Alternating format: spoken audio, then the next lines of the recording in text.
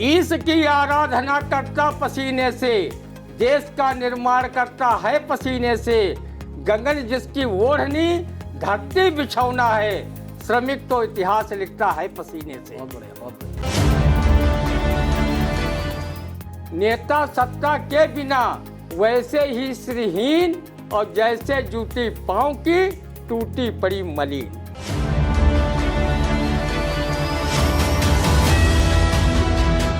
नमस्कार, स्वागत है आप सभी का आई इंडिया के खास शो रंदा में। खबरों पर रंदा चलाने के लिए आई इंडिया के स्टूडियो में मौजूद है वरिष्ठ पत्रकार, कवि एवं रंगकर्मी ज्ञान प्रकाश सिंह प्रतीक जी। तो प्रतीक जी, आपका बहुत बहुत स्वागत है आई इंडिया के स्टूडियो में।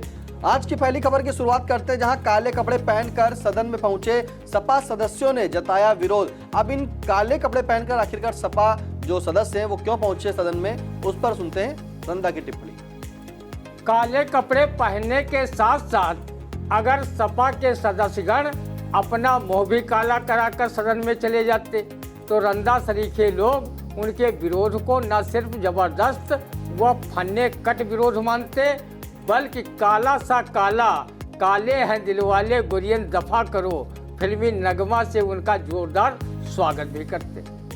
सिर्फ काले कपड़े पहने मात्र से सरकार की जन विरोधी नीतियों का विरोध हो जाए तो रंदा भी सरकार का विरोध काले कपड़े पहनकर करने लगे।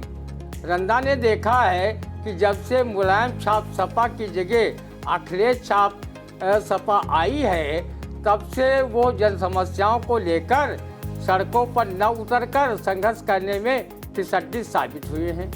सपा के नेता सोशल मीडिया या ट्वीट के जरिए थोड़ा बहुत विरोध रस्म अदायगी के तौर पर करते नजर आते हैं, जबकि अन्य विपक्षी दल कांग्रेस रालोद के कार्यकर्ता सड़कों पर उतरकर सरकार की कथित जन विरोधी नीतियों को लेकर संघर्ष कर रहे हैं। जिस प्रकार काले कपड़ों में अपने कथित काले कारनामों को छिपाकर अखिलेश यादव के सदस्य सदन में जाकर विरोध जताने पहुंचे थे। रंदा ने आलखंड में पढ़ा था कि ताला सैयद के नाती कल्लन की भी काली वर्दी में फौज थी, जो आल्हा उदल की सहायता हेतु युद्ध क्षेत्र में उतरती थी। इसका वर्णन आलखंड में कुछ इस तरह मिलता है। कल्लन नाती है सैयद का, जो अंग्रेज सकल अनुहार, काला बाना काला निशाना, काली फौजन का मुख्तार। लोग कहते हैं सपा के लोग सदन में चाहे काले कपड़े पहनकर जाएं या फिर किसी और रंग के, भगवाधारी सीएम योगी आदित्यनाथ व उनकी सरकार पर कोई फर्क नहीं पड़ेगा, क्योंकि विधानसभा के चुनाव 2027 में होने हैं। अभी करीब 3.5 साल बाकी हैं। तब तक सपाई इसी तरह सत्ता को ललचाई आंखों से देखते रहें और कुर्सी के लिए लात टपकाते रहें। थोड़े बहुत सियासी दांव पेच चलाने के साथ टोटके भी करते रहें। कवि अवनेश मिश्र ने बगैर सत्ताधारी नेताओं पर कुछ इस तरह व्यंग किया है। जब हम कुर्सी पर होते हैं बड़े बड़े दूर दराज से आकर पैर धोते हैं। जब कुर्सी से उतरते हैं तब अपने घर के ही चूहे हमारे कपड़े कुतरते हैं। ये चूहे अवसरवादी हैं, जो पदासीन हैं उन्हीं के फरियादी हैं। जम कर के गाते हैं, जेब पर खाते हैं, घर भी ले जाते हैं, कुर्सी उलटने पर जमकर चबाते हैं। सत्ता की कुर्सी के बिना नेता की तुलना पूर्व विधायक स्वर्गीय डॉक्टर श्याम किशोर मिश्र ने कुछ इस तरह की थी। नेता सत्ता के बिना वैसे ही श्रीहीन, और जैसे जूती पांव की टूटी पड़ी मलीन। बिल्कुल, नेता सत्ता के बिना वैसे ही श्रीहीन, जैसे जूती पांव की टूटी पड़ी मलीन। तो जिस तरह से सपा के सदस्य सदन में जो है काले कपड़े पहनकर पहुंचे और विरोध जताया, लेकिन रंदा कहना है कि जो भगवाधारी उत्तर प्रदेश के मुख्यमंत्री योगी आदित्यनाथ हैं उन पर कोई असर नहीं पड़ेगा, क्योंकि अभी 3.5 साल बाकी हैं। आप चाहे काले कपड़े पहनिए और चाहे कोई भी रंग के कपड़े पहनिए, लेकिन योगी आदित्यनाथ पर कोई असर पड़ने वाला नहीं है। फिलहाल अगली खबर की शुरुआत करते हैं, जहां दिवाली के दिन से उत्तरकाशी सिलक्यारा सुरंग में फंसे 41 श्रमिक 17वें दिन सुरक्षित निकाले गए। सेना, एनडीआरएफ, रेड माइनर्स समेत विभिन्न एजेंसियों का अथक प्रयास व करोड़ों भारतीयों की प्रार्थना रंग लाई। बिल्कुल, जो फंसे थे मजदूर, उन्होंने अपनी जिंदगी जो है मौत की जंग जीत ली। इस पर क्या कहेगा, सुनते हैं रंदा। जिंदगी मौत की जंग में फतह कर 17वें दिन अंधेरी सुरंग से निकले जाबाज श्रमिकों को रंदा बधाई मरहूम कवि वीरेंद्र श्रीवास्तव के इस मुक्तक से देता है।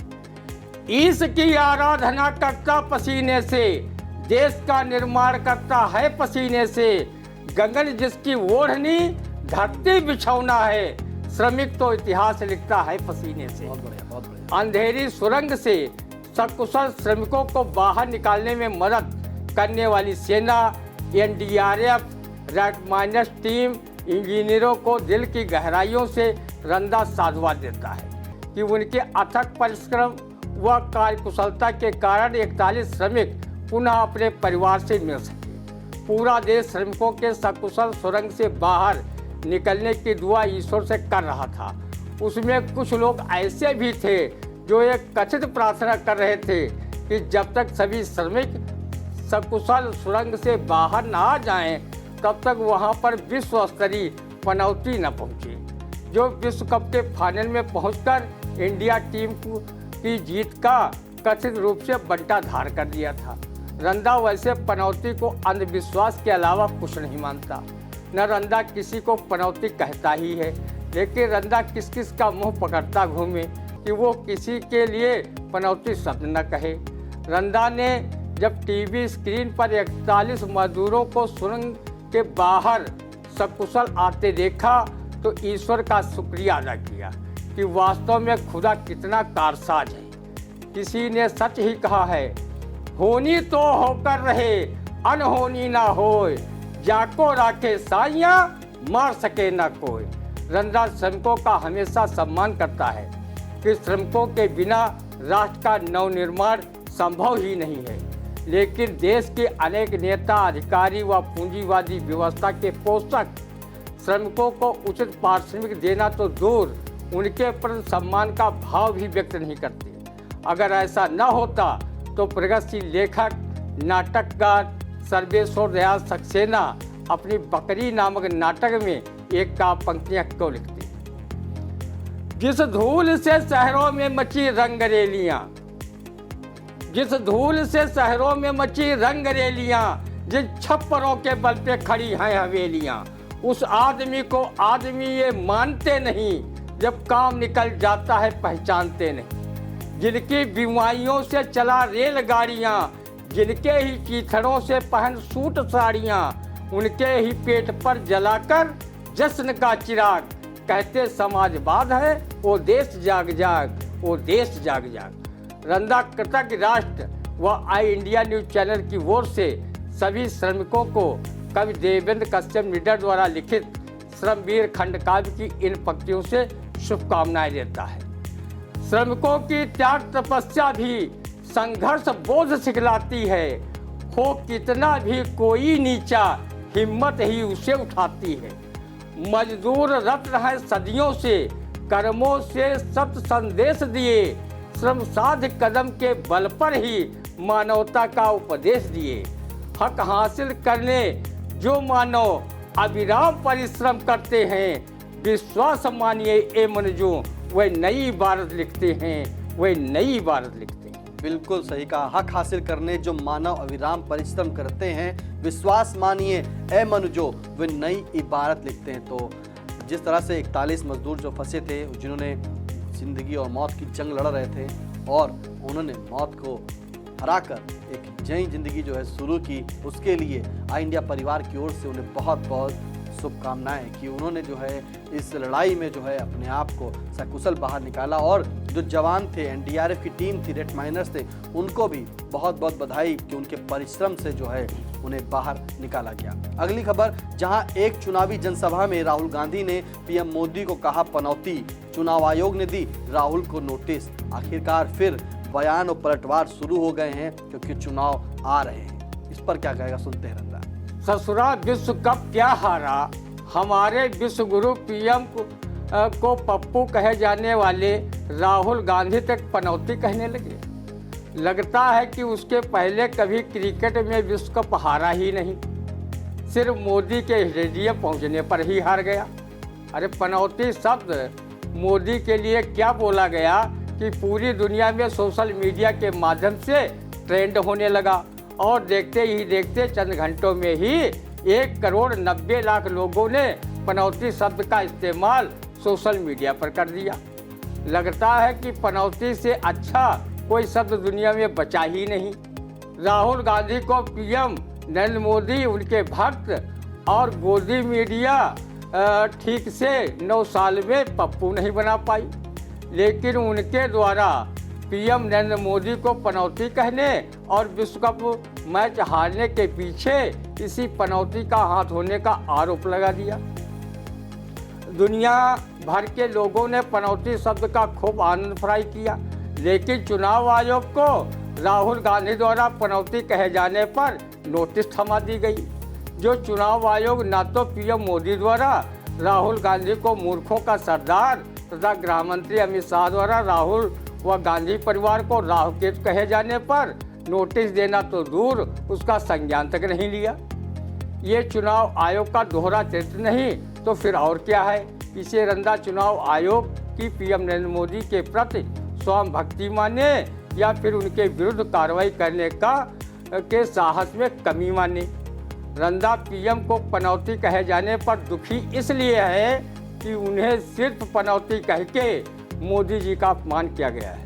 उनकी जगह पर अगर कहीं रंदा को पीएम को पनौती कहना ही पड़ता तो उन्हें सम्मान सहित विश्व पनौती या राष्ट्रीय पनौती कहे, क्योंकि हमारे पीएम भले ही अपने डबल इंजन की सरकार वाले राज्य मणिपुर का हालचाल लेने न जा पाए हों, लेकिन वो दुनिया में भारत का डंका बजवाने अनेक देशों की यात्रा किया करते। उन्होंने अमेरिका में राष्ट्रपति डोनाल्ड ट्रंप का चुनाव प्रचार किया था कि अब की बार ट्रंप सरकार। राष्ट्रपति ट्रंप न सिर्फ जो बाइडेन से चुनाव हारे बल्कि उन्हें जेल भी जाना पड़ा। ब्रिटेन के प्रधानमंत्री जॉनसन से गले मिले, उन्हें इस्तीफा देना पड़ा। नेपाल के प्रधानमंत्री से मिले, उन्हें अपना पद छोड़ना पड़ा। पाकिस्तान के प्रधानमंत्री नवाज शरीफ के घर गए, वो चुनाव हार गए और बाद में निर्वासित जीवन गुजारने पर मजबूर हुए। इजराइल के प्रधानमंत्री नेतन्याहू से गले मिले, उनके गले हमास पड़ गया। गाजा व इजराइल दोनों युद्ध में तबाह हो रहे हैं। ऐसी अंतर्राष्ट्रीय छवि वाले हमारे विश्व गुरु पर कोई सिर्फ पनौती शब्द चस्पा करे तो रंदा दुखी नहीं होगा तो क्या ढोल के थाप पर वो सोहर गीत गाता घूमेगा। उन्होंने नई रेलों को हरी झंडी दिखाई तो कई रेलें बिक गई। लोगों से कहा हवाई चप्पल पहनने वाले लोगों को हवाई यात्रा कराएंगे, हवाई जहाज व हवाई अड्डे बिक गए। इन सबको लेकर बेचारी कांग्रेसी राज्यसभा सांसद व शायर इमरान प्रतापगढ़ी गाते घूम रहे हैं। रेल बिक गई, तेल बिक गया, बिका हवाई अड्डा, सब कुछ बिकते देख यहाँ पर खुश है जेपी नड्डा। रंदा को बताया गया कि 3000 शब्द असंसदीय हैं जिनका प्रयोग संसद में वर्जित है, लेकिन पनौती शब्द संसद में अभी तक वर्जित नहीं है। तो फिर चुनाव आयोग ने राहुल गांधी को नोटिस क्यों दिया? सबके समझ से परे है। क्या चुनाव आयोग उन करोड़ों लोगों के विरुद्ध भी कार्रवाई कराएगा जिन्होंने सोशल मीडिया के माध्यम से पनौती शब्द को देश दुनिया में वायरल करने का काम किया है?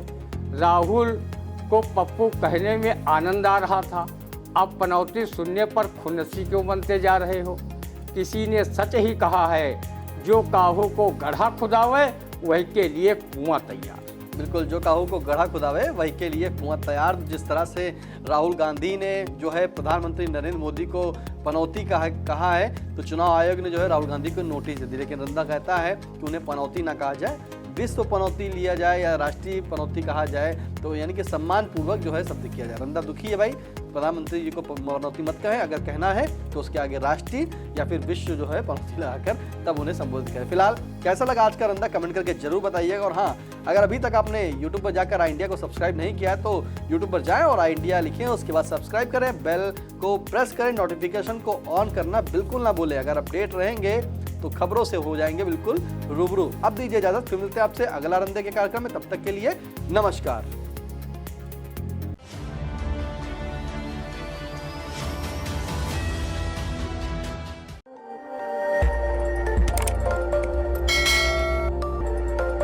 खबर आपकी, नजर हमारी। देखते रहिए आई इंडिया।